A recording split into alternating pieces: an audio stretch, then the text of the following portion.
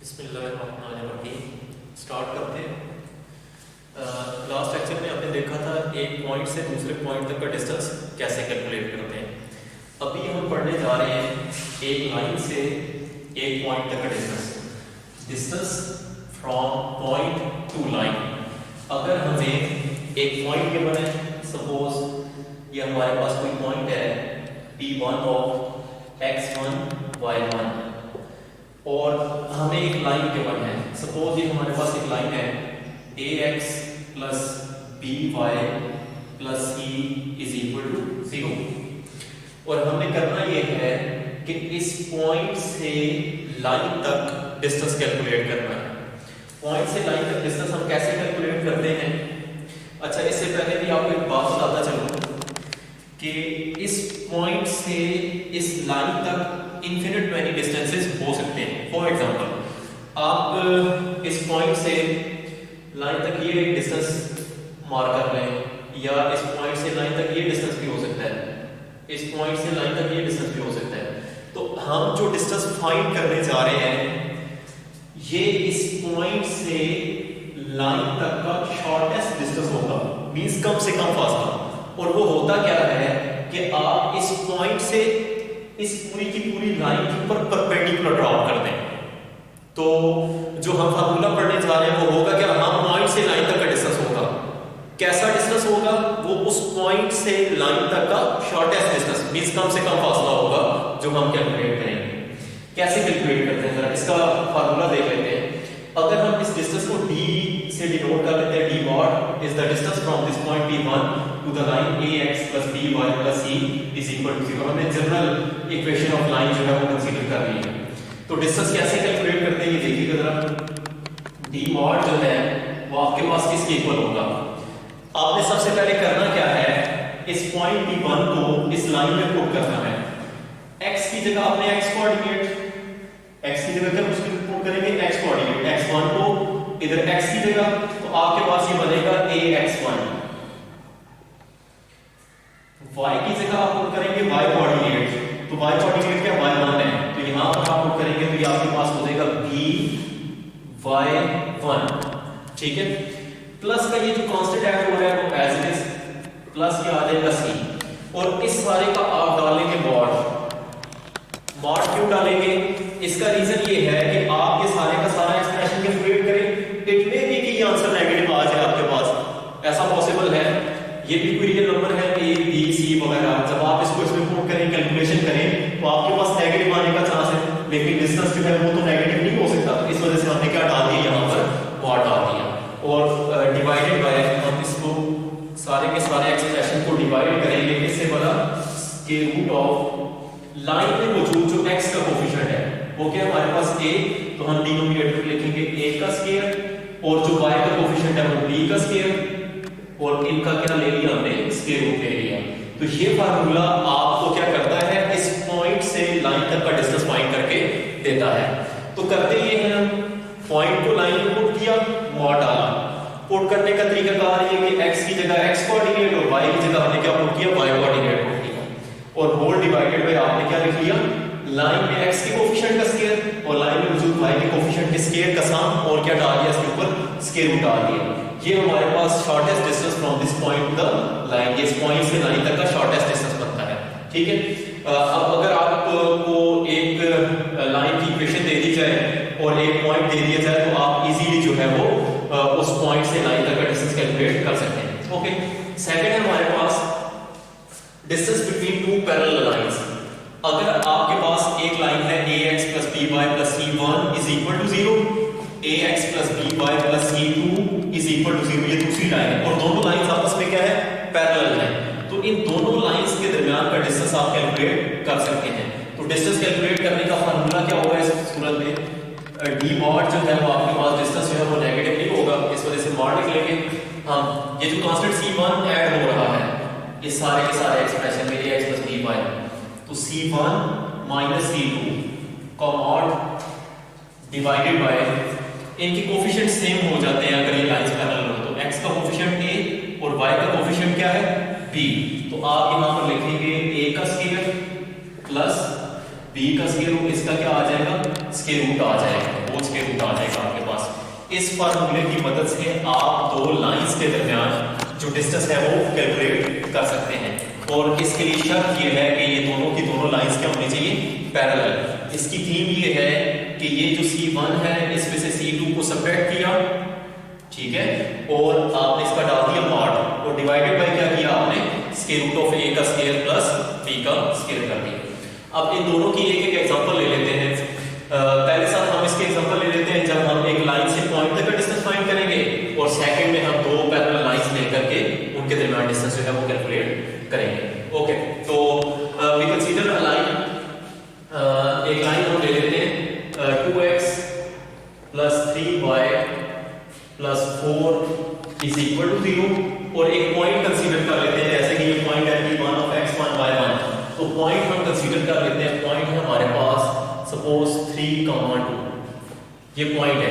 और राइटर अगर हमें ये कहता है कि इस लाइन से इस पॉइंट तक का या पॉइंट से लाइन तक का डिस्टेंस कैलकुलेट करना है, तो हम कैसे कैलकुलेट करेंगे? तो करना ये है, इस पॉइंट से लाइन तक के डिस्टेंस का फार्मूला ये होगा हमारे पास, जो d मॉड है वो इक्वल किसके होगा? आपने करना ये है कि इस पॉइंट को लाइन में पुट करना है। पुट करने का मेथड क्या होगा? x की जगह आपने x कोऑर्डिनेट और y की जगह क्या पुट करना है, y कोऑर्डिनेट। तो ये देखिएगा ध्यान से, आपके पास ये लिखा हुआ है 2, आपने किया ये था यहां पर, अगर आप दिखाएं तो इसमें x की जगह क्या पुट किया था, x1, तो यहां पर हमारे पास x1 3 है, और y1 आपने पुट किया था y की जगह, तो यहां पर y क्या है हमारे पास 2 है, y1 2 है।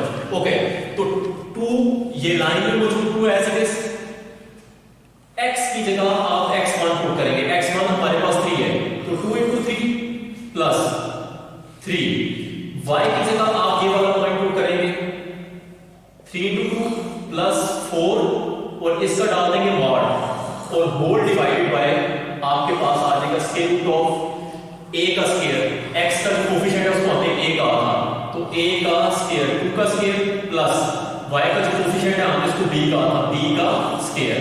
ओके, इसको फर्दर देख लेते हैं जरा। d मॉड आपके पास इक्वल आ जाएगा 2 3 6, और ये भी 6 हो गया, 6 पर 6 किया तो 12, 12 में आप 4 ऐड करेंगे तो ये आपके पास आ जाएगा 16, ठीक है, और होल डिवाइडेड बाय आपके पास 2 का स्क्वायर 4 और 3 का स्क्वायर क्या हो गया 9, 9 प्लस 4 किया तो आपके पास ये आंसर आ जाता है स्क्वायर रूट 13।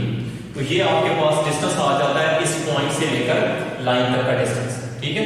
तो ये जो हमने पहला फार्मूला पढ़ा कि आप एक पॉइंट से लाइन तक डिस्टेंस कैसे कैलकुलेट कर सकते हैं, पॉइंट को जस्ट लाइन पुट करते हैं और डिनोमिनेटर में आप क्या ले लेते हैं, उनके कोफिशिएंट्स का स्क्वायर ले लेते हैं, a का स्क्वायर प्लस b के स्क्वायर का क्या डाल देते हैं आप स्क्वायर। अब इसकी एक एग्जांपल ले लेते हैं कि अगर हमें डिस्टेंस फाइंड करना है टू पैरेलल लाइंस के दरमियान, ये लाइन है और दूसरी ये लाइन है, ये दोनों की दोनों पैरेलल लाइंस हैं, और इनके दरमियान अगर आपने डिस्टेंस फाइंड करना है तो कैसे करेंगे? देखिए जरा, हम दो पैरेलल लाइंस ले लेते हैं।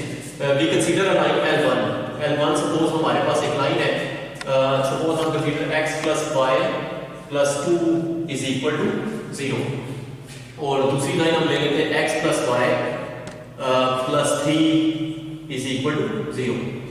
इनमें देखें कोफिशिएंट सेम है, अगर यहां पर कांस्टेंट की रेशियो या कोफिशिएंट्स की रेशियो सेम हो तो पैरेलल, अगर कांस्टेंट सेम हो जाए तो ये हमारे पास लाइंस कोइंसाइड कर जाती हैं। तो इसको करने का मेथड ये है, ये देखें जरा, आप करते ये हैं कि C1 और ये C2 है, C1 माइनस C2 करते हैं, इसका क्या ले लेते हैं, मॉड ले लेते हैं, डिवाइडेड बाय x और y के कोफिशिएंट के स्क्वायर का सम और स्क्वायर रूट ले लेते हैं। ये देखिएगा जरा, यहाँ आपके पास C1 जो है वो 2 है और C2 जो है वो आपके पास 3। अगर इन दोनों पैरेलल लाइंस, एक लाइन L1 है और दूसरी लाइन क्या आपके पास L2 है, तो इनका डिस्टेंस अगर आपने कैलकुलेट करना है तो आप कैसे कैलकुलेट करेंगे, C1 माइनस C2 या C2 माइनस C1 कर दो, तो C1 का काम कर रहा है 2 माइनस C2 आपके पास 3 है, इसका क्या ले लिया आपने, mod divided by square root of x का कोफिशिएंट a और y का कोफिशिएंट b, तो x के कोफिशिएंट का स्क्वायर 1 का स्क्वायर प्लस y का कोफिशिएंट क्या 1, उसका क्या आ गया स्क्वायर आ गया, तो 2 माइनस 1 की आपके पास माइनस 1 आता है, तो माइनस 1 का मॉड क्या हो जाएगा, प्लस का 1 हो जाएगा, तो ये आ गया 1 डिवाइडेड बाय आपके पास डिनोमिनेटर में लिखा हुआ है 1 का स्क्वायर, तो 1 का स्क्वायर तो 1 ही होता है, 1 का स्क्वायर 1, 1 प्लस 1 किया तो क्या आ गया 2, तो 1 डिवाइडेड बाय स्क्वायर रूट 2 आपके पास ये डिस्टेंस आ जाता है from these two parallel lines, इन दो पैरेलल लाइंस के दरमियान आप डिस्टेंस इस तरह से कैलकुलेट कर सकते हैं। अब मैं थोड़ा सा आपको मॉड के बारे में बता दूं कि किसी नंबर x का अगर आपने मॉड कैलकुलेट करना हो तो आप कैसे कैलकुलेट करते हैं। देखिए ना, अगर आपने x का मॉड कैलकुलेट करना है, मॉडुलस जो होता है वो आपके पास एक पीस वाइज फंक्शन होता है। x जो है वो आपके पास x की इक्वली आ जाएगा इफ अगर ये मॉड के अंदर पड़ा हुआ नंबर x इज ग्रेटर और इक्वल टू 0, x जो है वो माइनस टाइम x की इक्वल आ जाएगा इफ अगर x इज लेस देन 0। तो मॉड को हम दो तरह से ओपन करते हैं, या तो ये सेल्फ आ जाता है अगर मॉड के अंदर पड़ा हुआ नंबर पॉजिटिव हो या 0 हो तो यही नंबर दोबारा आ जाता है। अगर मॉड के अंदर पड़ा हुआ नंबर मींस x खुद नेगेटिव हो तो माइनस टाइम लिख देते हैं। फॉर एग्जांपल अगर आपके पास मॉड में 2 लिखा हुआ है तो 2 जो है वो हमारे पास क्या है, पॉजिटिव नंबर है, तो 2 का मॉड 2 ही आ जाएगा। और अगर आप 0 का मॉड लेते हैं तो ये आपके पास 0 आ जाएगा। मींस पॉजिटिव नंबर पर मॉड इफेक्ट नहीं करता, पॉजिटिव 2 ही आ जाएगा, और 0 पर भी इफेक्ट नहीं करेगा, वही आ जाएगा। x is equal to x आ जाएगा if inside number is more than और इक्वल टू 0। अगर ग्रेटर देन 0 या इक्वल टू 0 तो सेम नंबर। और अगर आपके पास इस मॉड के अंदर पड़ा हुआ नंबर सपोज -2 है, अब -2 इनसाइड पड़ा हुआ नंबर जो है वो नेगेटिव है, तो मॉड इसको कैसे ओपन करता है, ये नंबर माइनस टाइम आ जाता है, माइनस टाइम ये नंबर -2, तो माइनस इंटू -2 करेंगे तो क्या आ जाएगा, प्लस का 2 आ जाएगा। तो मॉड क्या करता है, नेगेटिव नंबर को पॉजिटिव में कन्वर्ट कर देता है। अगर पॉजिटिव या 0 हो तो उस पर इफेक्ट नहीं करता, अगर नेगेटिव हो तो हम माइनस टाइम को ओपन करते हैं तो मॉड उसको क्या करता है, पॉजिटिव। जैसे कि ये देखें यहाँ पर 2 - 1 हमने किया था तो हमारे पास आया था 2 - 3 किया था तो -1 आया था, तो -1 का मॉड लिया तो हमारे पास क्या आ गया, प्लस का 1 आ गया। ओके, और यहाँ पर डिवाइजर हमारे पास क्या आता है, स्क्वायर रूट। तो इन दोनों फार्मूलाज की मदद से आप एक पॉइंट से लाइन तक का और लाइन से लाइन तक का डिस्टेंस जो है वो कैलकुलेट कर सकते हैं। यहाँ पर मैं एक छोटी सी बात आपको बता दूं कि ये जो दोनों लाइंस हैं, ये दोनों की दोनों लाइंस आपस में पैरेलल हैं। तो पैरेलल लाइंस में कोफिशिएंट्स जो है वो x और y के कोफिशिएंट जो है वो सेम होने जरूरी नहीं है। अगर आपके पास ये कोफिशिएंट सेम ना हो तो हमें पता कैसे चलेगा कि ये कोफिशिएंट सेम है, तो सेम नहीं है तो उनको कैसे किया जा सकता है।